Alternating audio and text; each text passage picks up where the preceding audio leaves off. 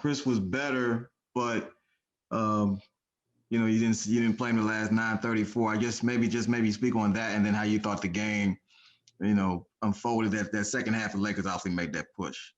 Yeah, I thought he was laboring a little bit, and then he fell, and I didn't know if he got hit in the personal area or if he fell on his shoulder, but he looked like he was holding it the way he was the other night. And then Cam came in and gave us a lot of energy and juice and shot making. So I just decided to go with that group. And as far as the game, the last 5 minutes of the third and most of the third, we lost a great deal. We didn't come out with the energy that we needed to start the third.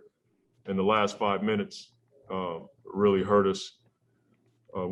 We got smashed on the boards tonight.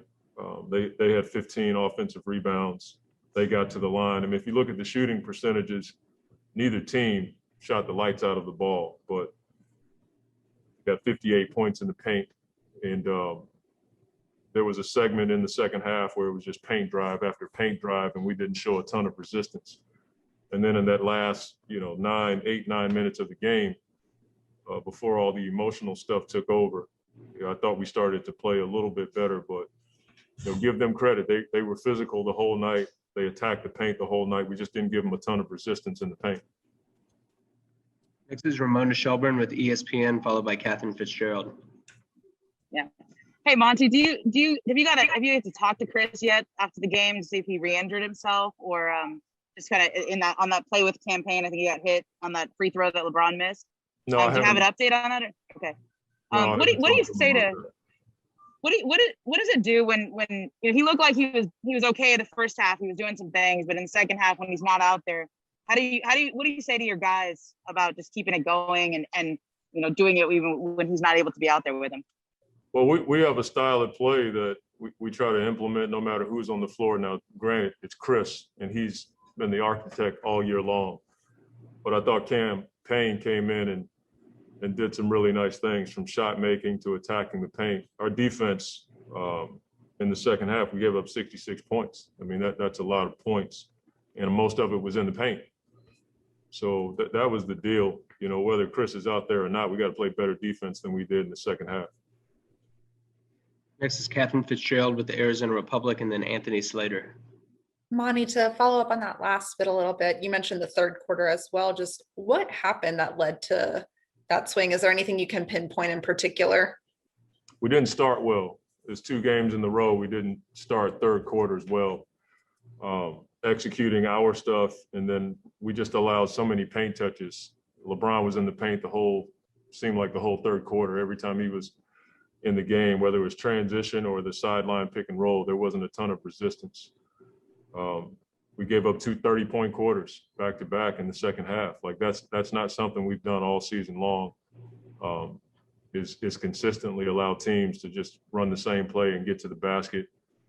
We just didn't show, I've said it already, a ton of resistance in the paint.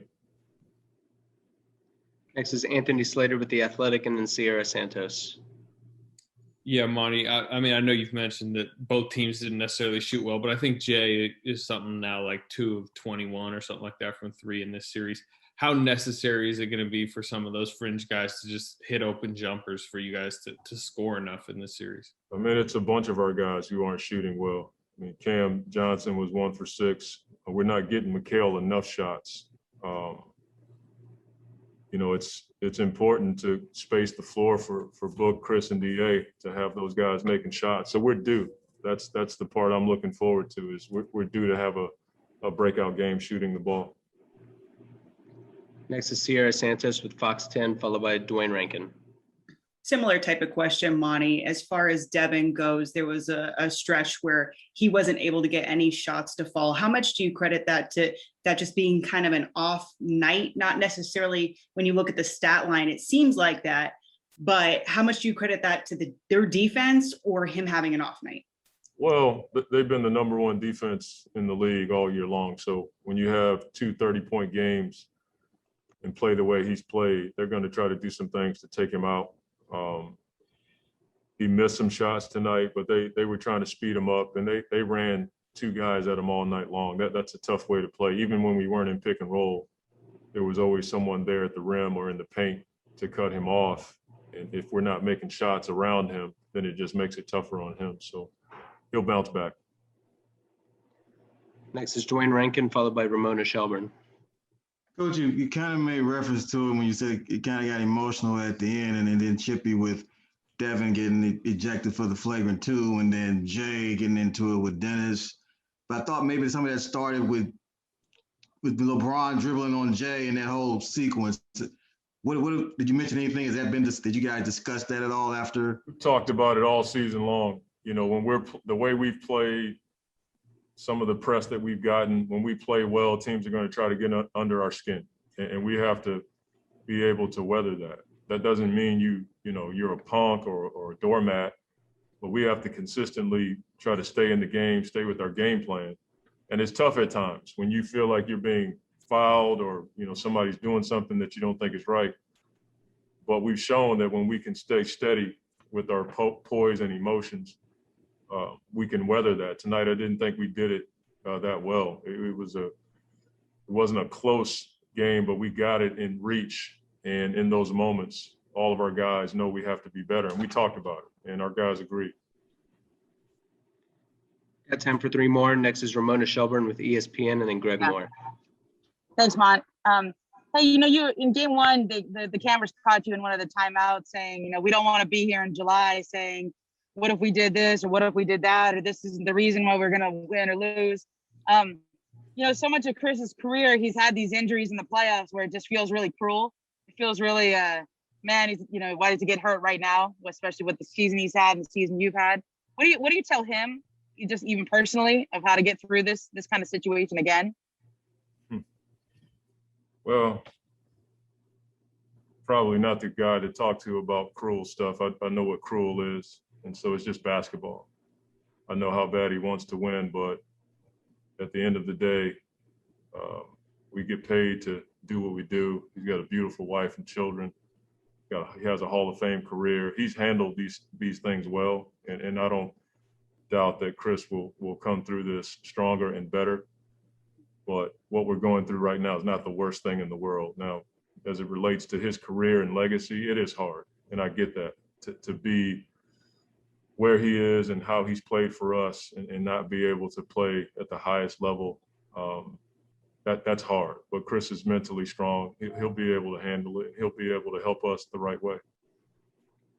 Final 2 are Greg Moore with the Arizona Republic and Kent Somers. Thanks, man. Coach Greg Moore, Arizona Republic. It's a tough loss, of course. The frustration, the chippiness, the physical stuff. Is that a result of you guys being frustrated in the way you're playing, or is that something the Lakers are doing to you? I think a combination of their physical style is for sure. It gets, they get after teams. But I thought our lack of shot making messed with us early. We just couldn't make shots, and I thought that frustrated us a bit. That happens to every team. And they physically, get after you. They killed us on the boards. They attacked the paint. Once I see the film, I'll probably come up with 3 more things. So it's not anything we haven't dealt with, and it's not anything we haven't bounced back from. So it's a series. It's 2-1. We have a lot of basketball to play, and we can learn from this. Final question is Kent Somers with the Arizona Republic. Yeah, Monty, you mentioned that some of your guys struggling. Offensively, do you like the shots they're getting? Or you feel like they're open looks? And is any part of that kind of a residual effect from what Chris has had to deal with the last couple games? Yeah, I mean, I from the eye test, haven't seen the game yet, but it looks like we're getting relatively good shots, open shots. Book's shots are under duress, but I think the rest of our guys are getting good shots. And it could be a byproduct of their defense and not having Chris be what we normally expect from Chris and have seen on a night in, night out basis. That can affect us, but all that doesn't affect your defense. We're a better defensive team than we showed in the second half. And, in the second quarter, we held them to 16 points, but we only scored 12, so the shot making, as Coach Van Gundy would say, it's a make or miss league. You have to be able to knock down shots so you can set your defense